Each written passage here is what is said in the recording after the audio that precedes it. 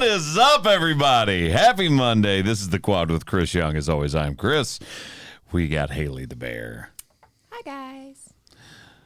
Producer Josh. You know, I know that I don't do the hot take anymore, but I don't get enough credit for doing all of my ha and let's get it, Jim at the beginning anymore. You know what I mean? Oh, yeah. Oh, yeah. Lord. And Ryan from Miami.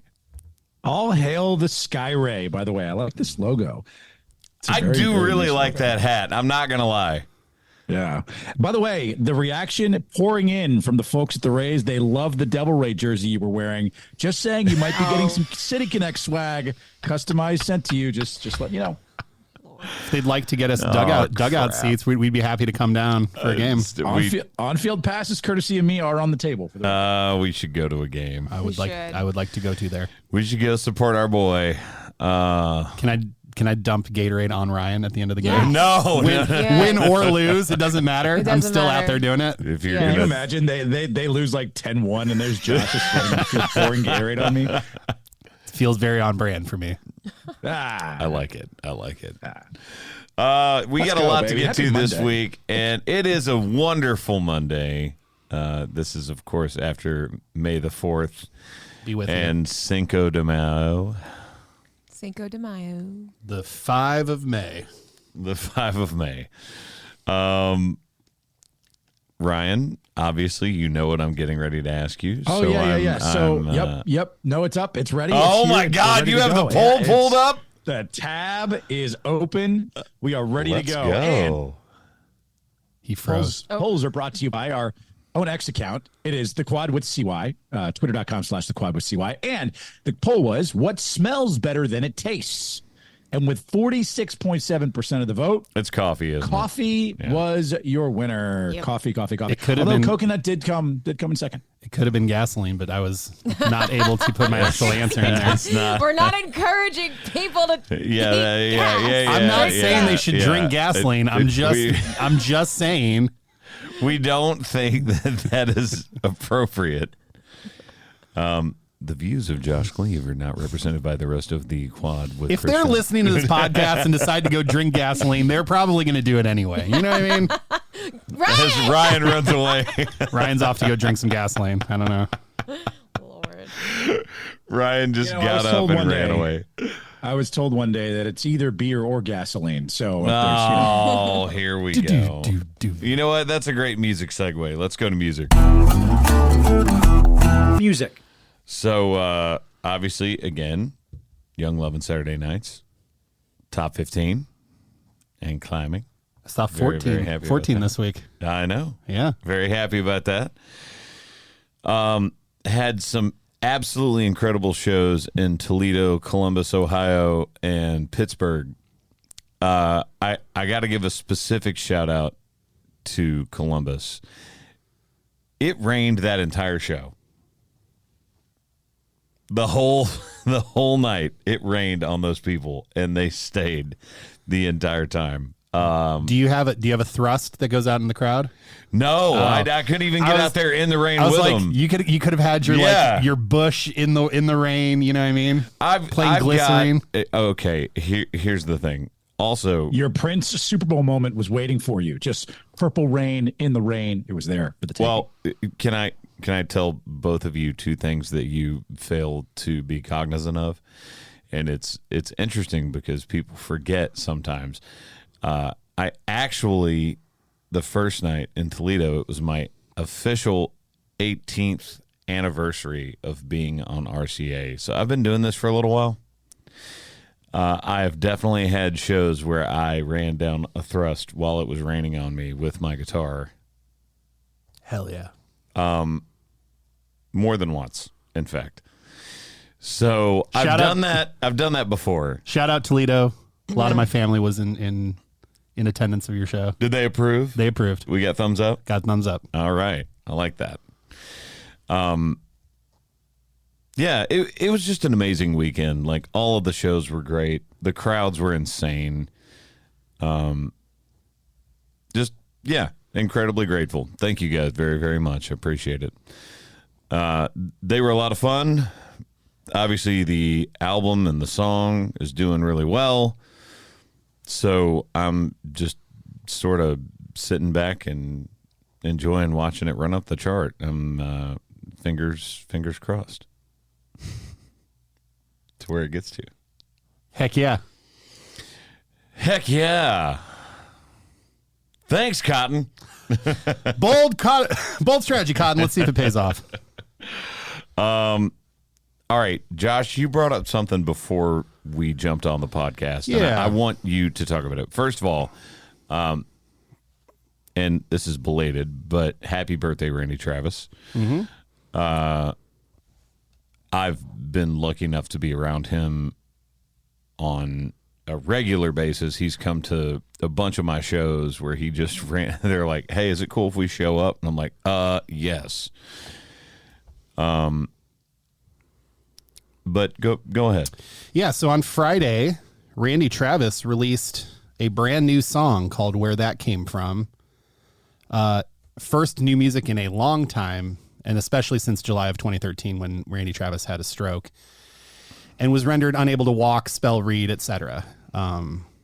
So everyone was very excited, and then as the story progressed, as it turns out, this is actually Randy Travis AI voice. That there was someone else that sang the song in the studio, and then they uploaded all these years of Randy Travis's vocals into an AI generator that then made that guide voice sound like Randy Travis. Which begs the question, is this good for music or is this bad for music? On one hand, we get to hear a familiar voice that we haven't heard in over a decade or more, which when I listened to it, it felt heartwarming, and I was like, man, it's so good to have Randy Travis back. On the flip side, this is a very dangerous and slippery slope, and where does this end? Are we starting to then resurrect deceased musicians to put their voice on new songs? Like Chris, and this goes the same way of like, all right.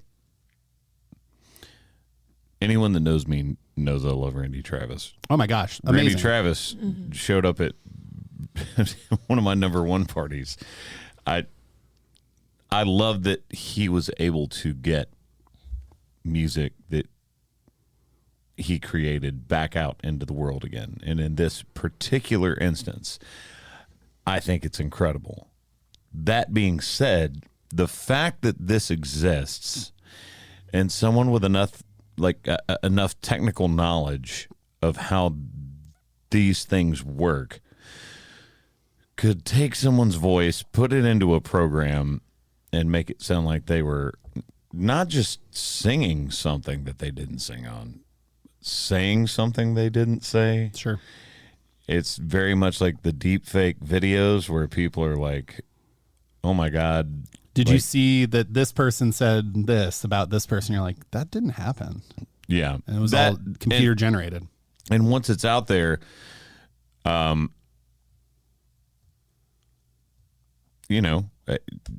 it's out there forever. And even if it's disproven, maybe everybody doesn't see where it's disproven that wasn't them. Right. Maybe it's difficult to get things taken down because they're like, oh, well, this is your voice. It's like, well, no, it's not. That is a very, very dangerous thing. It's cool in this aspect. And that he is aware and positively for it, you know? So like, it's all the warm and fuzzies in this circumstance. However, this can get off the rails very quickly. Yeah. Tennessee back in March signed the Elvis Act, being the first state in the United States to sign this act. This is the Ensuring Likeness, Voice, and Image Security Act, which goes into effect July 1st. And that basically says there is no ability to use AI to reproduce a Chris Young voice or you singing on a song without your approval. Which is great. This is a step in the right direction. However, People will do it anyways. But the other hard part with this is, as we know, enforcing it. Well, and recording contracts sometimes have such a 360 deal on the artist that the artist doesn't own their own likeness or name, that the label actually does. See Prince. So therefore Prince had to change his name into a symbol to get out of his deal to keep releasing music. So if you are an artist that has signed one of these deals and you don't actually own the image and likeness of yourself, your label can decide that you're going to sing this song whether you want it to or not. Which is this is the worst case scenario version of this, but you have to sort of look ahead towards the future and go, well, how are we mitigating all of these things? Because this is obviously where it can go very quickly. It's very interesting. When it comes down to just Randy Travis, I'm still like 50-50 on it because I love getting to hear him sing again, and he is alive, so there's more of a comfort level with that. But at the same time, I don't want to start hearing artists that passed away come back via AI, and it's like I'm never going to actually get to see them perform it. It's missing that comfort that you have with it. So I don't want to start seeing that. I'm very happy for Randy Travis, and if he genuinely loves what was made, and I think he does that with Randy, this is like the perfect example of how it can be great. Absolutely. I was texting with Kyle Lenning this morning because I wanted to make sure that I had all the information before we brought this up. And he had played it for me a couple weeks ago when I was over at his studio putting some speakers in, and I had no idea it was AI. He hit play and I was like, That's Randy Travis. It's Randy Travis. Man, it's so good to hear his voice. He did not elaborate on it. So this morning I was asking him some more details, and what they ended up doing was putting his voice into a couple different algorithm situations and then using the best takes of what was printed out to you that sounded the most like Randy. And that's what we studio speak when we say you comped a vocal. You're using like individual lines. You compile everything. all the best lines of all the different takes. And so they really wanted to make sure that it felt authentic to how Randy would sing it. Again, Kyle is someone who has produced basically every song Randy has done in his entire career. So no one knows his vocal better than Kyle does. There's a great article, by the way, in the Associated Press, and I appreciate you having the first person experience with Kyle, but he was quoted in this article, and I would encourage you to read it. It really goes to the backstory of how this song was created using AI to generate Randy's voice. So it's a really informative piece, but yeah, they talk about how emotional it was. Like, can you imagine, being Kyle and hearing Randy's voice again? I mean, it truly was an emotional experience for everyone involved. Yep. Yeah. So I again, we're warm and fuzzy and positives right now. Yeah, this is a positive. This is a net positive all the way. Home run, amazing. It was his birthday. They timed it correctly. It's incredible. Full stop right there. Moving on from that point, AI is pretty dang scary. Yes, it is. Because it's starting to get to a point where you don't know what's real and what's not. Well, and especially for people like us, we have now, this is episode 208. We have 208 episodes of us talking. Yep. That you could just, please do not do this, but you could plug into an AI generator and build a podcast of any of us saying anything, Yep. But we will find you if you do that. Ryan, you're muted. unmute Bears warning. Let's hear that, Bear. You're right. We will find you. We will find you. Don't think I won't. Oh, man. Anyway. What are you listening to? I have a lighter music question to ask you, Chris. Shoot. Okay, so I'm putting out new music. There's a new song coming out May 24th. That's not my question. Just wanted to get that out there. So I've been recording a acoustic record of a bunch of songs that I have written for other artists that have cut them, just to put out a version of me singing them. Do I, A, release them one by one, feed the algorithm, play the game, the Spotify game, the whole game, or do I drop all 8 as an album all at once? I would say you pre-roll a couple of them. Like one or two. Yeah, and then drop the full album. Bear, what do you think? I love this feedback. I'm on the fence. So you've already been releasing songs here and there, correct? Correct. And you do like doing that, and do you want to keep moving forward with that? I'm still going to keep putting out music, but the question is, do I put this acoustic record out all at once, all 8 songs at once, Yes, I say do that. or one by one? I say give them the whole thing. They can pick and choose So their favorites. I'm the middle ground. You're the middle ground, Ryan. Ryan. Yeah, it cut out there for a second. I don't know why I lost Yeah, you. no, I did. So he's basically saying he's got an 8-song acoustic project. I'm like, hey, tease 2, then release the full All project. Haley's saying Everybody release them loves a all good at tease. once. Everybody loves a good tease. I'll let you know that right now. But do you think it's even better for him to do them one by one? No, I want everything all at once. But maybe that's the binge era See, of but- me. I All want right. to be able to binge it all at once. That's my point. I think We might be in the binge era. we might be back into people wanting full records and being able to absorb a whole work of music rather than what we've been doing for the last 10 years, which is like song and song and song. And I know I that love diving into an album. I love playing top to bottom to dive into an album. I can tell you this: you are a liar. No, I swear to God, I'm not a liar. No. Hang on.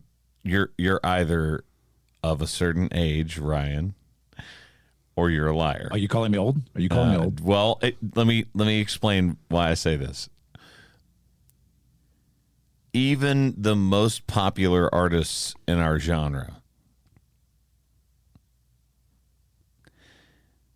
when they release like a double album, let's say, the songs at the end of the album have less streams facts. than the songs at the beginning. Because people listen to a certain point and then they check out. Except for Famous Friends on Tonight We're Dancing, am I right? I've listened top to bottom for whole albums, just like Ryan says, and then after I listen, I go back to my favorite out of them. That's why that you can probably see that. But Again, is there anyone on this podcast whose number and their age does not start with a 3? Mine's almost a 4. I'm just saying. Oh gosh, it hurts. I looked at it. I looked at the actual metrics. This is a real thing. People check out. Even like all of us are outing on each a other today. Luke Our Combs ages- record. Like, I mean, they get to the back half of the record and just the streams aren't the same. It's true. That Well, being said, I still that's- kind of want to just put it all out at once. Just do it all at once. You need to because you know Do what? it all at once. That's Let's not me. see. That's Let's. not Haley. You know what? Those are the others. You know what? Let's test this theory. Yeah. Put them all out at once and let's see. I'll put Tonight We're Dancing very last just to see if that way if your fans dig into it, like they have to go all the way All through. right. Cool. Also- Cool. I like it. also, something that I do is when I play the album, I put it on shuffle. I don't listen to it in order. Oh gosh, Agent of Chaos. Yeah. I'm not gonna. Do you know how much time people put into wanting to sequence the album in a specific order? Maybe, but I just shuffle it. Can I? No, I'm not even gonna go there. Imagine seeing Chris's show and he just plays his set list on shuffle. I just shuffle. Yeah. I just toss a bunch of pieces of paper up in the air and then put them in order. It's like opens You with won't Famous open. Friends. You won't open with drowning.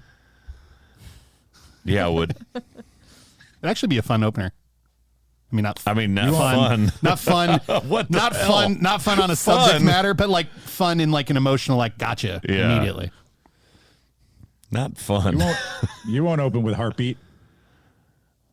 Well, I would have released Heartbeat actually as the second I know, single I off know. of that I record, love that song. except Love that song. the record label that Carrie Underwood used to be on decided to release her song Heartbeat Let's right re-release. before I got to Re-release. my single, even though they knew that that's what I wanted as S2. Love that song. It worked out. It was fun. Everything seems to be going okay. Oh, Lord. All right. What are you listening to? I'm going to start today. Real Good Man, Tim McGraw. Love that song. Interesting. Throwback.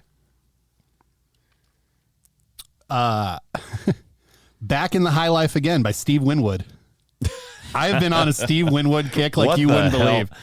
Unbelievable. Is it because you're making an acoustic record? I don't know that that's part of it. I do have this other. I have so many side projects. First off, Falcon Force. We fly. We are finishing the record May 14th. We're putting it out that night.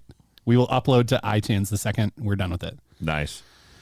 Second, I have this whole like Steve Winwoody like yacht rock project that I've been working on. It's pretty fun. We did a cover of King of Wishful Thinking by Go West. You lost me at Yacht Rock, man. Come on, dog. Look, I'm almost 40. I'm almost 40. That was an era, and it already existed, and we don't need it anymore. Or it's time that someone grabs the flag and says, you know what? When have I ever looked at you and said, you lost me? Unfortunately, more often than I'd like to admit.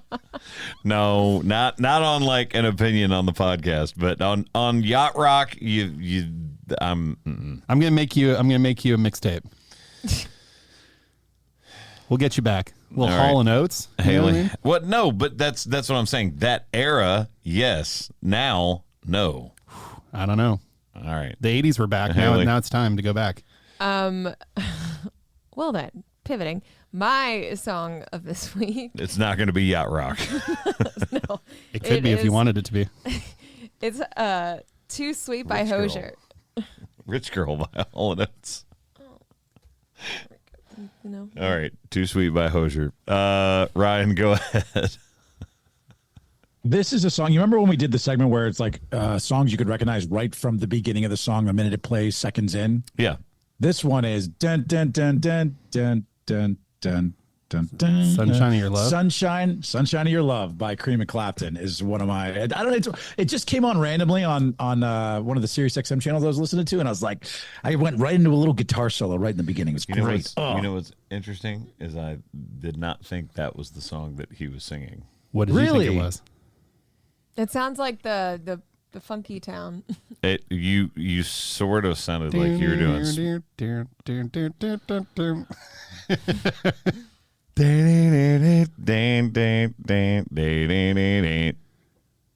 that what you were looking for? A little bit, yeah. Yeah. Listen, not as musically talented over here, but still a big Cream and Clapton fan. Because All your right. kiss is on. This playlist is rocking. This is so good. Yeah. Although I don't know that September by Earth, Wind, and Fire is yacht rock. Okay, let's go. Let's go to sports. Sports. What is happening with Ryan right now? What is this? Oh my, the luchador of Tampa Bay. Oh my God! The hell? I actually kind of dig those. What It's is a giveaway this weekend.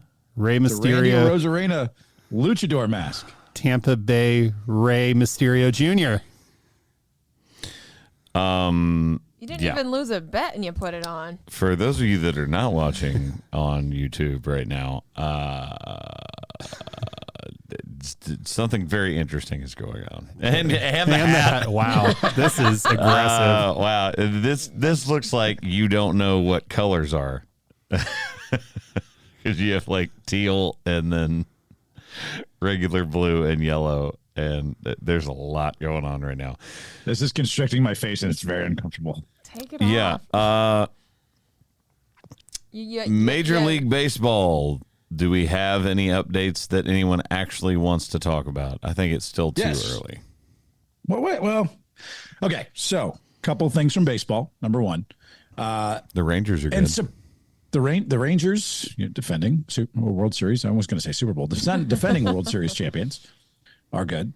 I do want to give a shout out, by the way, to the AL Central because they may be good. Like this has been baseball's worst division over the last decade. Like they've been really, really bad. And they have 4 of the 5 teams currently above 500 this season. Guardians, Twins, by the way, they had a 12-game winning streak. All right. The Royals, Wait. Kansas City, KC. Wait. Ryan, you fall into this trap every year. What do I do? what teams were they playing?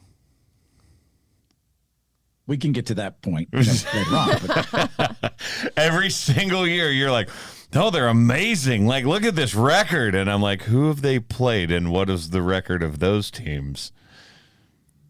neither here nor there at the time being. Just giving a nice little shout out to the AL Central. And by the way, your Tampa Bay Rays, who admittedly have been struggling this year, sweeping the Mets 3-0 in these new City Connect jerseys. So let's go.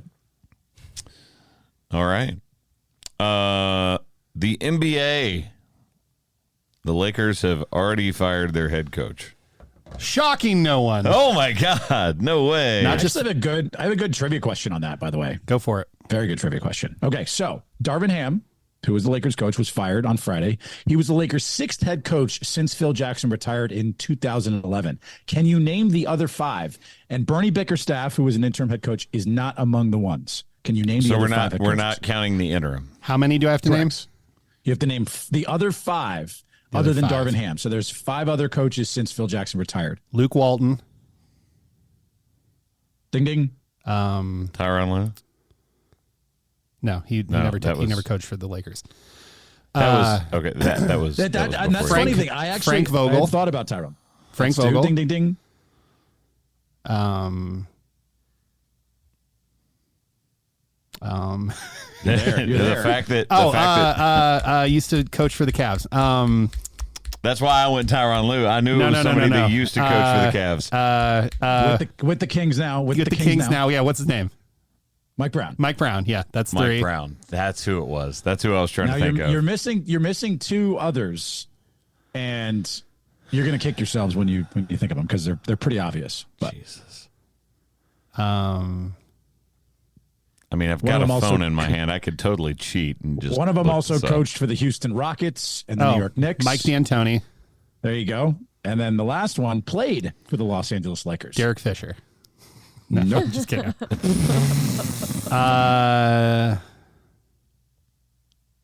Who's the coach from 2014 to 2016 before Luke Walton took over? Right. Yeah, this is not one I would remember.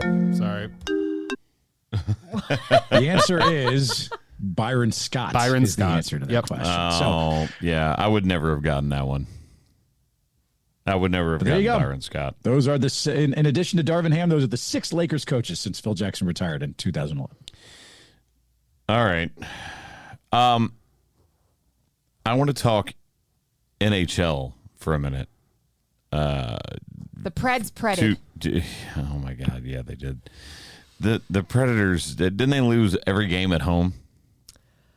They lost every single home game that they played. I believe so, and they kept letting them score in the last minute or two. Literally. Well, now we got to hold up because if you're gonna hold that against the Predators, there isn't much you can say when there's a game between the Maple Leafs and the Bruins where it's 1-0 Toronto in Game 7. The Bruins tie it up to go to OT and then proceed to lose in insane fashion by running this one play across the ice where I guess they'd been practicing this, but if you guys haven't seen it, please go look this up. The end of Game 7. Before they cross the line where they would be offsides, Pasternak is up here in front of... Okay, a lot of people were just listening to this on audio. Pasternak is ahead of the guy that has the puck.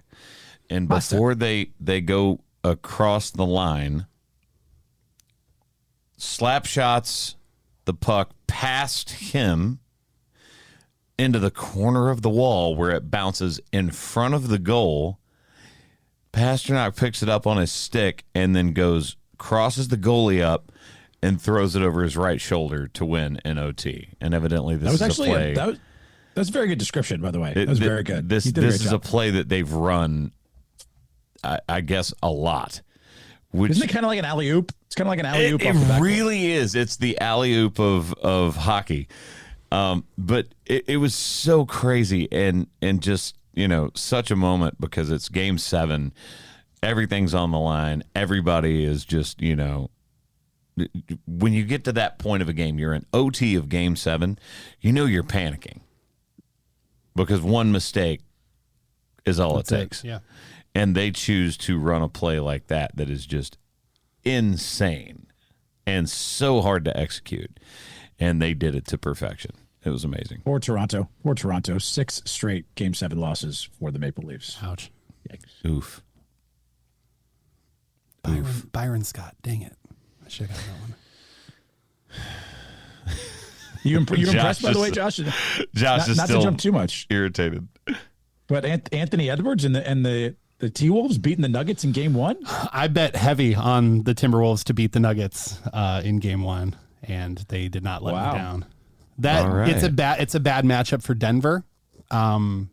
Which is interesting because all we ever hear about is how Denver is a bad matchup for everyone else. The difference is the Timberwolves have 3 bigs they can throw at Jokic at any given moment between Karl Anthony Towns, Naz Reid, and Rudy Gobert.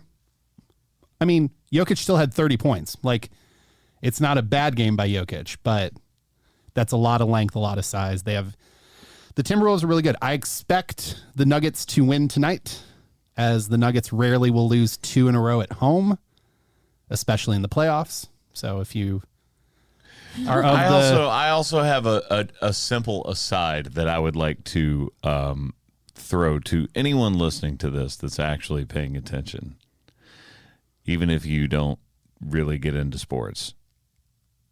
Anytime you think like it is the lowest moment and people are like attacking you, whether it is online, if you happen to do something that's highly visible for a job, whether that is music, sports, anything else, or you're just have a regular job, but you happen to be highly visible online, you feel like everybody's just beating you down over something that you did. Remember Rudy Gobert. Because no one brings up, you know what I'm talking about, right? First of all, I was wondering where you were building up to here. Yeah. And just the sentence, remember Rudy Gobert. Such trauma to my brain because Rudy Gobert touching microphones was the Oh my God! It was all you saw at the beginning of it was our of introduction the to pandemic. The pandemic. Yeah. Oh, that's what you're talking about. Yeah. Okay, yep. See, you don't even know what I'm talking about anymore. I thought we were just talking about how we thought it was the worst contract in the world last year. No, that's not what I meant. It turns out they might know what they're doing in Minnesota. Oh man, yeah. I have something. Now I have that image in my head. We live in a society where we tend to forget things. Sorry, Rudy. I didn't mean to bring that back up, but that was Rudy. Licking all the microphones. I do have something I want to bring up because Tom Brady did. There was the roast that came out. Was he just being funny and saying he would take $20 million to just say that he did it, or was that him low key admitting he did it when he said? Did y'all see the quote I sent you this morning? yeah. So there's a quote where Tom Brady. He said, "The NFL spent $20 million and found that it was more probable than not that I was generally aware that someone may have deflated my footballs. You could have just given me the $20 million and I would have just told you I effing did it." So is that an admission? Is that what you're asking? Yeah. Is that an admission, or is he just saying that he would have taken it to say he did it to get $20 million? I think he doesn't care anymore because he's not in the league. Yeah. And I he love did him it so much. I love him so much. He's just totally dominating the news cycle by ripping the NFL and playing the whole thing of maybe I did, maybe I didn't. But that's for you guys to decide. Watch my roast on Netflix. Yep. I definitely think everyone he did it at a roast to try and be I mean, what are as they- a joke, what are they gonna but do he's to low him? key admitting it. What are they going to do to him if he did? They've already punished the team. And they into it. suspended him 4 games for it. So it's already done. They already he did should it. write a book. He should write a book that if I did it, this is how I would do it. Oh, no. in the long lineage of former football players. Too soon. Ryan just ran off camera. All right, let's go to movies. Movies. Don't worry, Ryan. He can't get to you now. Anyone other than me know anything about this movie that we were supposed to watch this week? I know lots of things about it. I did not go see it. Okay, well then I will keep this as an overview, since it's not really that hard to know what the movie's about. But The Ministry of Ungentlemanly Warfare, rated R, 2024, action war, 2 hours, 93% on Rotten Tomatoes, which I'm kind of surprised by. And I'll explain why. Interesting. Surprised. I think it's because it's a Guy Ritchie film and the cast and the way that they handled it. But I'll digress in a moment. Let me read the description. British Prime Minister Winston Churchill and a group of military officials hatch a daring plan to neutralize Hitler's fleet of German U-boats during World War II. Made up of a motley crew of rogues and mavericks, the top-secret combat unit uses unconventional techniques to battle the Nazis and change the course of the war. First of all, this cast is incredible. Sure. Henry Cavill, Alan Ritchson,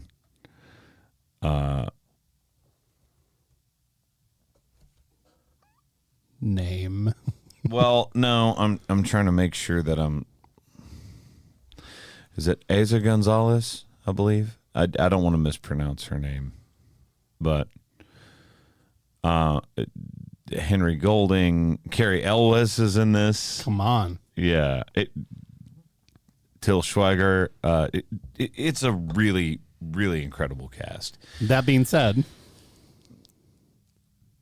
how much of a rip of Inglourious Basterds? I feel like it is a shinier Guy Ritchie, funny, Guy Ritchie, tongue-in-cheek, Inglourious Basterds, but the British version. Well, and so here's it's like the British version of The Office. It is sort of, although that was the first one. It's interesting because this is based on the 2014 book Churchill's Secret Warriors, the explosive true story of the Special Forces desperados of World War II by Damian Lewis. But it is heavily fictionalized. And it's based off of Operation Postmaster is what they called it.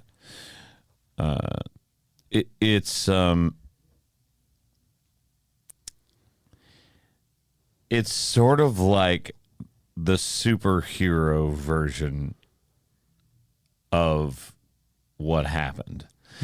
They never really like the biggest thing is, oh my God, this is happening earlier than we'd planned for. Let's do it anyway. There's never really like a tension point where you think they aren't going to succeed. Sure. In the movie, and it is very violent. Which is why it's rated R. But and I like Guy Ritchie. The Gentleman to me is incredible. Oh, but very violent, super violent. But yeah, gosh. Well, isn't that what this was too? Just sort of. It's sort of the same vein, but The Gentleman was different for a lot of reasons. You know, I sometimes based on a true story makes me not be as into something. Sure. If it's like heavily edited. Well, I also know they had made a point to make it very dramatized, to the point where they just walk in a room, turn their head, and just start shooting their guns, and everything is on point without even looking, and then they just nonchalantly move about and keep going about their rampage. Well, and I guess like if you look at, first of all, this cast of this movie, and this was said in one of the reviews that I watched,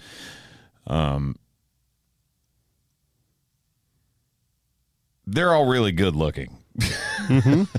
So it's very interesting. Like when you go down the list of who that is, like, I mean, Alan Ritchson is the guy that's like on the front of Men's Health, and he is Reacher in Jack Reacher and Blue Mountain State and I mean, to all of our UK fans, we know that you're all very, very attractive people. So it makes sense. I see you. I mean, Henry Cavill he's Superman. He's always going to be Superman to me. He's an absolute unit. He is a unit and such a nerd, like self-professed. Heck yeah. And I love it. Makes his own Warhammer figurines. It's just that juxtaposition is so hilarious to me, and I love every minute of it. Are you nerding out over nerds right now? Yeah. Did I just see you nerd out over a nerd? It's nerd squared. Yeah, Nerd to the power of 2. sure did, Ryan. Get nerdy with it. But look, this is a great movie if this is your sort of movie that you want to watch. It's only a 7.3 on IMDb. I think that's more likely what this movie really is. It's not a 93% Rotten Tomatoes movie. I think that's the critics. It's just all Guy Ritchie fans, Right. On Guy Ritchie's junk. And I like Guy Ritchie. Mm-hmm. I love his movies. This one is not in my top 5 of his films. I'll put it that way. Yeah. It's not bad. It's I just, enjoyed it. yeah. It's just there. It is. So, what are we going to do for next week, though? That's Fall the big Guy question. is finally out. Oh, Fall Guy is out. That looks so good. Is it The Fall Guy? The Fall Guy. Yeah. You also wrote down Hunter Killer next. I love that movie, and we haven't done a throwback movie in a while that you can just go find, and you don't have to go to the theater for. I do like that movie. Let's do that next week. Let's do Hunter Killer. Okay. Ooh, Gerard Butler and Gary Oldman. Yeah, man. I mean, it's a good movie. What year was that out? Film. 2018. What now? 2018. 2018. Yeah. See? Michael Nyquist, Linda Cardellini. Come on. Dude, let's do it. Common's in it. I'm in. Any movie Common is in is always a good movie. Have you noticed that? You know what? Name That's a weird flex, but you're not wrong. Name me a movie that Common's in that isn't great. You can't do it. Common, underrated. Isn't he in Four Brothers I think as so. well? He is in a lot of movies, actually. He was in John Wick. Yeah, but isn't he in Four Brothers? I know Andre 3000 and Mark Wahlberg are in it. Smoking Aces, American Gangster, Street Kings, Smoking Aces Wanted, is great. Terminator Salvation, Date Night, Just Right, Happy Feet 2. There's a voice. Yeah. Now American You See Gangster. Me, Selma, Barbershop Suicide Squad, John Wick, Girls Trip, I guess he's not in Four Brothers, but man, he's in a lot of Ocean's movies. 8. Maybe I was thinking of John Wick when I was Maybe. just in my brain. Either way, Common. He out here. Yeah. He's commonly out here. He is. Oh my God. Stop it. He's making records, making movies. Come on, man. So Hunter Killer then? Hunter Killer. I'm still going to go see The Fall Guy. Just Right. Remember that movie? Tyrese Gibson and Terrence Howard were in it, but I knew Andre 3000 was in it with Wahlberg, but I guess I was wrong on that one. But okay, so Hunter Killer, starring Gerard Butler, is for next week. Spoiler, it might be violent. I don't know, just based on the title alone. It actually, have you read the description? Would you like me to read the description early? Sure. Because it's not. It's not Very at all what very you misleading. think it's going to be. That's yeah. incredibly misleading. American submarine captain Joe Glass is on the hunt for a U.S. sub in distress in the Arctic Ocean. He soon learns that a secret Russian coup is in the offing, a conspiracy that threatens to dismantle the world order. With crew and country on the line, Glass must assemble an elite group of Navy SEALs to sneak through enemy waters, rescue the kidnapped Russian president, and prevent World War III. Is Gary Oldman the Russian president? No. Oh, even better. Great. Gary Oldman, underrated. Oh, hold up. Didn't he just a couple years ago? He won like a Lifetime Achievement Award. I understand. No. He won like the Oscar for his performance as Winston Churchill. Yeah, absolutely. Underrated still. Just his entire work. If you look through all the movies, you just kind of go, whoa. Okay, hang on. The Darkest Hour. That's what he which won is for. one of my favorite Incredible. movies. It was Incredible 2017. It seems like forever ago, Well, but it wasn't. it was 7 years. Him in Oppenheimer was great. The Dark Knight, like all of the Batman Begins, like all those Fifth films. Element. The Fifth Element, he was great. Yeah, Gary Oldman. Gary Oldman. Come on. Okay, let's go to Ryan's hot take. Hot take! It is, in fact, this week a rather cold take, not a hot take, but it is a hot take on a cold item that we love as a dessert. So this week's hot/cold take is the best ice cream topping. Now, I'm going to put some parameters around this hot take. Here it comes. It cannot be a Gasoline. syrupy substance. So Why? it cannot be. Whoa, Ryan! No, absolutely not. topping. It can't That be. is a topping. All right, Ryan. Well, I just decided it can't be nuts or cherries either. So now what? There's actually lots of other Ryan. different toppings associated. Ryan, Okay, fine, stop fine, it. Syrupy. Fine. Gosh. A syrupy topping is cheating. Because Get, people no, love get out of syrupy here. toppings. That is That's not cheating. That's the Oh hot. my God, Ryan! By the way, fired up just yet? anyone listening to this, Ryan did not put this parameter on this when we were talking earlier via text. Nope. He Nope. just I said, wanted "What's to- the best topping?" And then now he's like, "Yeah, but I'm excluding these." That's like I me wanted to- going at my favorite guitar, excluding these three brands is this brand. Stop it. Okay. What's the best topping on ice cream? Well, we got them fired up already, baby. Let's go. All right. My take on the best topping. And this likely will not win. Actually, I'm guaranteeing you it won't win. But I think it's an awesome juxtaposition of textures with a very succulent, savory, smooth, creamy Bacon. I don't know. bite of ice cream. Gummy bears. What? On What? top of You're out of your Ice cream. mind. You're out of your is mind. elite. You get not only They get not don't. only You the can't even chew them tasty- because they get so cold. Right? It's so good. It's so good because you get the sweet and a little bit of the tang and sour with the gummy bears. It's an elite combination that is so underrated and undervalued in ice cream toppings category. I'm about to body you on this poll right now. It's hot fudge. No, it's caramel sauce. It's hot fudge. It's hot caramel sauce. Can I just take Hershey's chocolate syrup then? No, that's hot fudge. That's not what I'm hot saying. fudge. It's dude, it's the same thing. You're saying chocolate drizzle. Yes. Drizzle.